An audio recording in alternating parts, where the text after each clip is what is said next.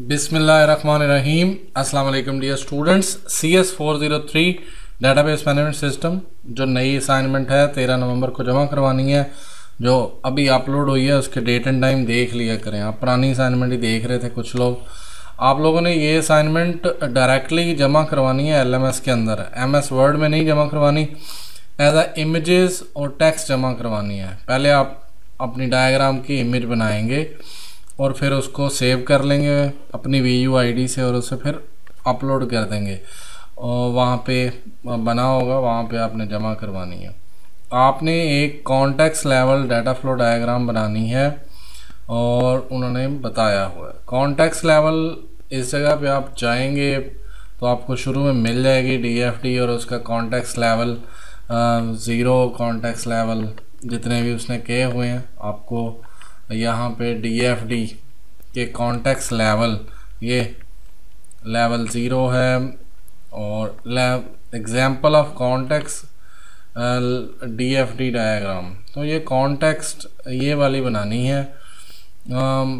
इसमें लेवल 0 है, लेवल 1 है, लेवल 2 होता है, लेकिन उन्होंने हमें कॉन्टेक्स्ट लेवल कहा। तो कॉन्टेक्स्ट लेवल हमेशा 0 लेवल ही होता है। In the context level DFD, no data store or created any data flow, तो it all depend on you कि आप उसे क्या करना चाह रहे हैं। उसने कुछ बताया भी हुआ है। अब हम असाइनमेंट पे चले जाते हैं तो आप देख सकते हैं बहुत सारी असाइनमेंट्स हैं। तो ये एक बिज़नेस है होम सर्विसेज, इसके अंदर एक हेल्पर है, उन्होंने बताया हुआ है, क्लाइंट्स हैं और हेल्पर्स है, उसके बाद नादरा है, उसके बाद मैनेजर है। तो मैनेजर के क्या क्या काम है, क्लाइंट और इसके क्या काम है, उन सब को हमने एक तस्वीरी शक्ल के अंदर बनाना है। उन्होंने जो टूल कहा है वो ये वाला है, आप इसको यूज़ कर सकते हैं। ये इसके अंदर आप सिस्टम का नाम लिखें, ये एंटिटी है, टेक्स्ट के ऊपर आप यहाँ से कोई भी एरो ले लें और इनको आपस में लिंक करना बड़ा आसान है। app.diagrams.net इस पे आ जाएंगे, फाइल में जाके फाइल को सेव किया जा सकता है। तो मुश्किल नहीं है, आपने यहाँ से शेप्स ले लेनी है, राउंडेड रेक्टेंगल ले लें ये, और एंटिटीज़ के लिए रेक्टेंगल ले लेंगे। उसके बाद हम लोग स्टार्ट करेंगे। मैं तो बनाता हूँ VCO के अंदर, माइक्रोसॉफ्ट VCO, ये प्रोफेशनल टूल है। मैं तो इसके अंदर डाटा फ्लो डायग्राम शेप्स को यूज़ करके बनाता हूँ। और क्लाइंट हमने एक बनाना है। सबसे पहले होम सर्विसेज जो मेन सिस्टम होता है वो बनाते हैं इसके अंदर, फिर हम लोग क्लाइंट और उसकी DB अगर बनाना चाहें तो बना लें, अगर नहीं बनानी तो ना बनाएं, क्योंकि कॉन्टेक्स्ट लेवल में उन्होंने कहा है कि DB नहीं होती। तो it all up to you. Client सबसे पहले क्या करेगा, रजिस्टर होगा इस सर्विस के ऊपर जिसको हेल्प चाहिए, यानी जिसको हेल्पर चाहिए। फिर वो क्लाइंट क्या करेगा, वो वेरिफिकेशन उसकी होगी, नादरा से वो वेरीफाई होगा, ये verify the helper and client. जब नादरा कर देगा फिर वो आगे। तो नादरा एक एक्सटर्नल एंटिटी है जो वेरिफिकेशन के लिए है, ये रिक्वेस्ट करेंगे वेरिफिकेशन के लिए, वो नादरा जो है वो वेरीफाई कर देगा। उसके बाद क्लाइंट जो है वो सर्विस के लिए रिक्वेस्ट कर सकता है। क्लाइंट जो है वो जब उसे सर्विस मिल जाएगी वो उसकी पेमेंट कर सकता है। क्लाइंट जो है वो जब पेमेंट कर देगा तो फिर वो फीडबैक दे सकता है। ये सारी बातें उसने लिखी हुई हैं, मैं अपनी तरफ से नहीं कर रहा, पढ़ के बताने में थोड़ी मुश्किल होगी। हेल्पर की DB है, बनाना चाहे बना लें, नहीं बनानी तो ना बनाएं। रजिस्टर होगा हेल्पर पहले, फिर उसका वेरिफिकेशन प्रोसेस होगा और हेल्पर की साइड पे सर्विस मैच होगी। इधर से वो रिक्वेस्ट करेगा जिस हेल्पर के साथ उसकी सर्विस मैच होगी और फिर वो हेल्पर सर्विस डिलीवरी देगा।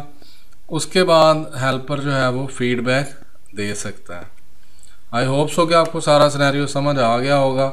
होम सर्विसेज में एक मैनेजर है जो ये सारी रिपोर्ट्स को मैनेज करता है, जो हेल्पर और क्लाइंट्स के रिलेटेड इंफॉर्मेशंस को मैनेज करता है, और एक पूरे सिस्टम की एक डीबी है। बनाना चाहे तो बना लें database, all up to you.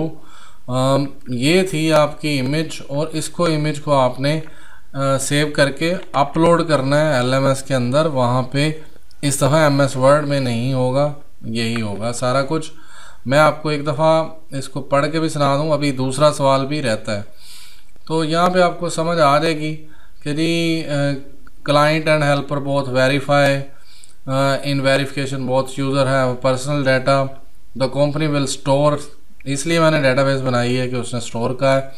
One helper can provide many services, ये आगे ERD आएगी अब सेकेंड असाइनमेंट में, या डेटाबेस बनानी पड़ेगी। When a client approaches the company to book helper, तो वो company gave a 2 or 3 option meetings, उसको मीटिंग के लिए कहेगा। Client can choose the best, और once the client hire helper have a different categories, और उसके बाद once the section done client and sign the agreement, ये जो रिक्वेस्ट होगी फिर उसके बाद वो सारी both the client and helper provide feedback, तो ये वो फीडबैक के रिलेटेड जो मैंने लाइन लिखी थी, ये मैनेजर के रिलेटेड है कि मैनेजर क्या करता है, need review the component, manage जो है वो रिपोर्ट्स को रिपोर्ट एग्रीमेंट और फीडबैक इन सब को मैनेज करता है।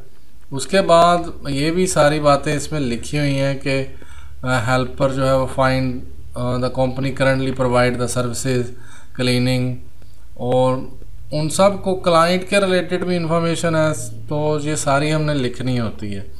तो अगर आप सीरीज़ में पढ़ेंगे तो यही सारा कुछ बनता है। अब हम वो तस्वीर जो है वो यहाँ पे ला सकते हैं, इंसर्ट करेंगे इमेज, लेकिन ये यहाँ पे MS वर्ड में नहीं करनी, आपने ये काम डायरेक्टली LMS में करना है। जैसे मैं यहाँ पे कर रहा हूँ, आपने वहाँ पे करना है, तो ये तस्वीर उधर चली जाएगी। MS वर्ड में नहीं जमा करवानी, ये वाली इमेज डायरेक्ट जमा करवानी है उधर। और फिर टास्क नंबर 2 है ड्रा क्रॉस रेफरेंस मैट्रिक्स, इसका भी टेबल आप यहाँ पे बना लें MS वर्ड में, और फिर इसको उठा के उधर ले जाएं डायरेक्टली आप। ये उसका आंसर है। मैं पहले आपको दिखा लाऊं कि जी क्रॉस रेफरेंस यहाँ पे आपने देखा होगा पेज नंबर 68 के ऊपर आई थिंक, या 67 के ऊपर है, ये 67 पे ये क्रॉस रेफरेंस है, इसको समझना पड़ेगा। क्रॉस रेफरेंस मैट्रिक्स 65 पेज के ऊपर है, इसको इस तरह आपने टिक लगानी है। ये वाली सारी चीज़ें मैंने तो MS वर्ड में बना ली हैं, आप लोग भी काइंडली बना लीजिएगा। जितने भी कॉलम होते हैं जो उन्होंने दिए हुए हैं एग्रीमेंट फीडबैक, वो यहाँ पे लिखेंगे। उसके बाद जो कॉलम के नाम होते हैं वो यहाँ पे लिखेंगे। अब एग्रीमेंट में कौन कौन सी चीज़ें आ रही हैं वो ऊपर उसने बताया हुआ है, एग्रीमेंट में ये सारी चीज़ें आ रही हैं, तो उन सब के सामने टिक लगा देनी है आपने। और जो नहीं आ रही, यानी एग्रीमेंट में कमेंट नहीं होता, नंबर ऑफ़ जॉब्स नहीं होती, तो दैट्स वाई उनको हमने छोड़ दिया। अब यूज़र की फीडबैक में कंपनी का नाम नहीं आएगा, client CNIC client name, helper जिसके बारे में वो फीडबैक लिख रहा है, और कमेंट आ जाएगा। हेल्पर जब फीडबैक देगा तो उसमें कंपनी का नाम नहीं आएगा, क्लाइंट CNIC इनका नाम नहीं आएगा, हेल्पर का CNIC आएगा, नेम आएगा, उसका रेट आएगा कि मैंने ये रेट लिया है, सर्विस का नाम आएगा, टाइम स्लॉट मैंने क्या किया है, कमेंट देगा वो, नंबर ऑफ़ जॉब मेरी कितनी है, क्लाइंट की रिपोर्ट है उसके अंदर क्या क्या चीज़ें आएंगी, क्लाइंट का CNIC और नाम आएगा, उसका कमेंट आएगा और नंबर ऑफ़ जॉब आएंगी।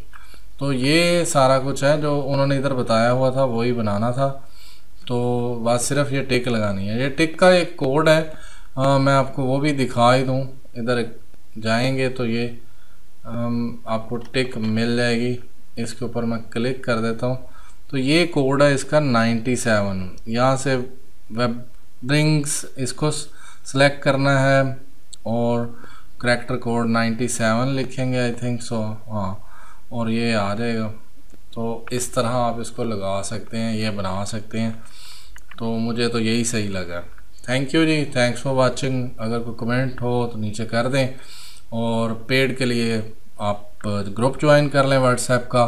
और उसके अलावा अगर आप लोगों को कोई भी प्रॉब्लम हो मुझे व्हाट्सएप कर लें, ग्रुप ज्वाइन करें। और चैनल को सब्सक्राइब करना ना भूलें, वीडियो को लाइक करें और वीडियो को शेयर करें डिफरेंट ग्रुप्स के अंदर। अगर आपको मेरी एफर्ट पसंद आई है, रात के 1 बज रहे हैं और मैं आपके लिए असाइनमेंट बना रहा हूँ। Thank you.